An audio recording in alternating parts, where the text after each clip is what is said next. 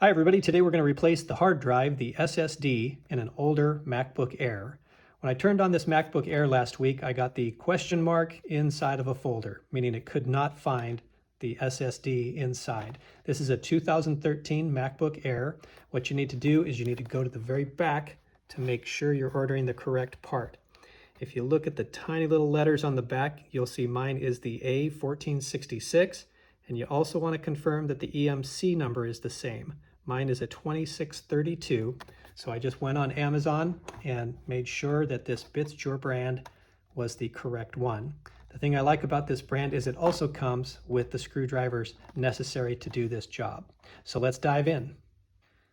When you take the hard drive out of the box, you'll notice that the two screwdrivers are inside and they just kind of drop out by themselves.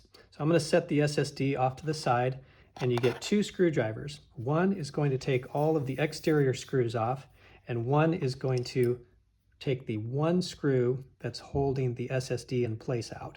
And I'll show you that in a few minutes. So the first thing we're going to do is we're going to remove all 10 of these exterior screws, and just the only thing you need to keep in mind is that the upper two screws are slightly longer. So when I take them out, I set them in the exact location of where you need to put them back in. But just be aware these two are slightly longer. I'm going to speed up the video to undo this, and then we'll pull the cover off.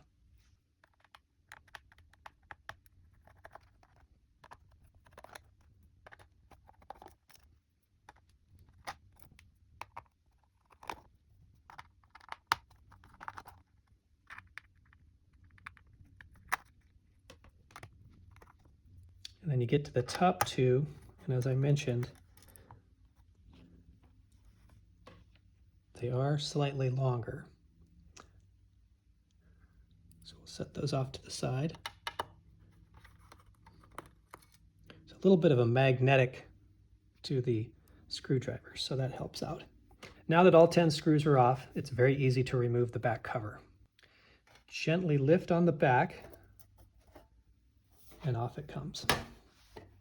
And there you have the inside of your MacBook Air. A quick tour of the inside. This is the MacBook Air battery, and then this is the SSD that we're going to replace today. And before I take anything apart, I just want to compare the hard drive that I bought with the one I'm going to replace.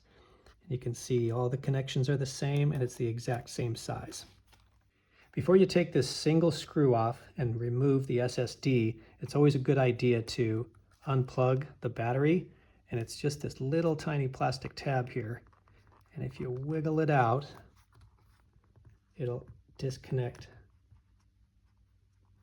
the battery. So there's no power going to the hard drive. The next step is to just remove that single screw that's holding the SSD in place. And it's pretty short, it'll come out very quickly. Set that off to the side. And then you're ready to remove the SSD. To remove it, you gently lift up right here. You see it has a little bit of a cantilever to it, and then just gently wiggle it out. And there your old dead hard drive is. And again, it's an exact replacement. Then it's just a matter of putting the new SSD in and putting everything back together. Very simply, just take the SSD out, and you're going to slide it at a slight angle. Kind of jiggle it in.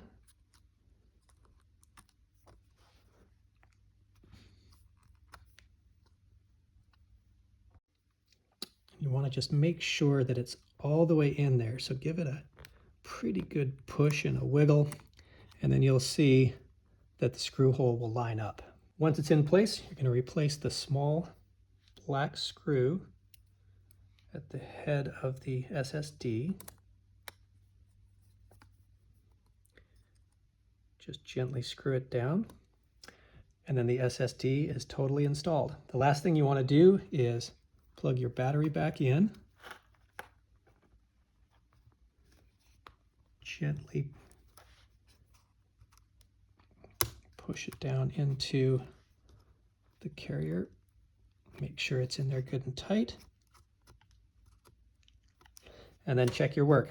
SSD connected with the screw in place, and your battery is securely connected. So now let's put the cover back on.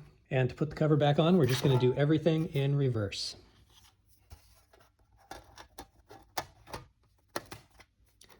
Put it into place, and then put all 10 screws in, remembering that these 2 top screws are slightly longer.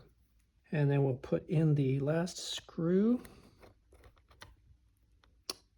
and check our work. We've got 2, 4, 6, 8, 10, the 2 long ones at the top. And now it's time to test the hard drive in our MacBook Air. And then to test everything, we're just going to make sure that it fires up and we don't get the question mark folder. And as you can see, I do have the Apple logo, and fingers crossed I don't get the question mark folder in a few minutes.